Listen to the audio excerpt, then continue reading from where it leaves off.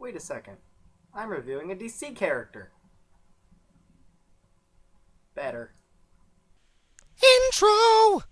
Hey guys, welcome to the couch. We're here to talk about Superman Returns. Superman Returns is directed by Bryan Singer. It's basically about after a long time away, Clark Kent, aka Superman, comes back. What superhero movie does that remind me of? I got this movie on clearance for $2 at Half Price Books, so I definitely got my money's worth, but the question is it good? That's kind of a complicated question, so let me put it this way. It's a good Bryan Singer movie, however, it is not a good Superman movie. Going into this movie, I was a little scared because I heard it was really bad. However, I heard that it was a really good, what I just explained, a really good movie. It just wasn't a good Superman movie. And one of my friends that I watched it with said it was their dad's second favorite movie. I have no idea what his first is, and neither does my friend. So I tried to go in with an open mind, and I ended up really liking it.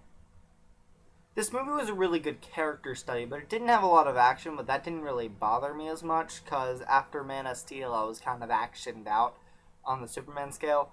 That's one thing that would usually bother people. Another thing that would usually bother people is the fact that it takes its liberties a lot. But we'll get into that a little later. Alright, get on your army gear, because it's time to go into spoiler territory. You've been warned. But this movie came out 8 years ago, so if you wanted to see it, you've seen it by now. Okay, minor gripe, there was this big thunder lightning opening at an orphanage, and in every movie they seem to do that. Like, they can never go to an orphanage on a sunny day, or just one that's, like, nice out. No, whenever someone goes to an orphanage, it has to be thunder and lightning.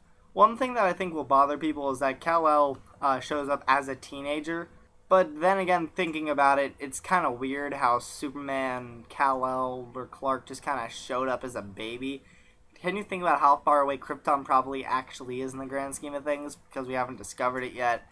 Well, and it's probably like light years away. So you should probably...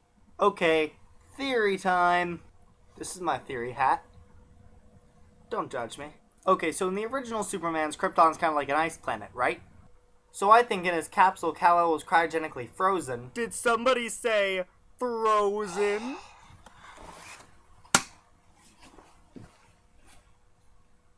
And then when he came to Earth, he was still a baby. That hurt a lot. Don't make me come over there again!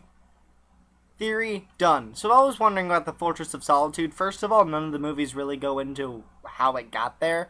So if someone could tell me how it got there, post it in the comments below. And also, once Lex Luthor found it, why don't you just put it on the moon or something?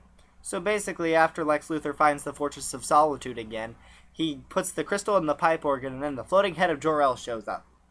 And I just want to say, Jor-El, Zordon, and Emperor Palpatine are leading us to the next generation of Skype. James Marsden's in this movie, and he's pretty good. He plays Lois Lane's husband, and he's really good at playing like the jealous boyfriend, basically. Just look, he was in this movie as Lois Lane's husband, he was Cyclops in the X-Men movies, and he was also in The Notebook, probably as a romantic lead. I don't know, I haven't seen it. Also, when I heard that the two main leads of The Notebook didn't get along, I laughed out loud. I kind of want to talk about the kryptonite in this movie for a second. First of all, the kryptonite that Lex Luthor gets kind of looks like a candle.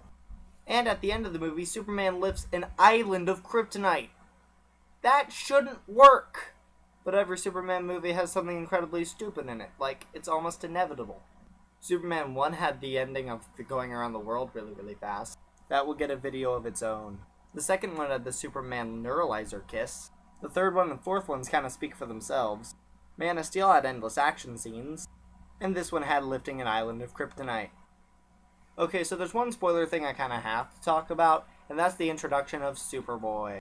So Lois Lane has a son, and he turns out to have superpowers, but I'm not sure if diehard Superman fans would like this or not. I don't even know if they're diehard Superman fans. It seems like Superboy. They never call him Superboy. He probably has a name in the story, I don't know it, but for all intents and purposes, we're going to call him Superboy. You'd think that he would have a bigger impact on the story, but he really doesn't. He uses his powers once, but I guess that's probably just more to say, like, hey, Superman and Lois Lane have a kid. Spoilers done. In conclusion, after Superman 2, this is my second favorite Superman movie.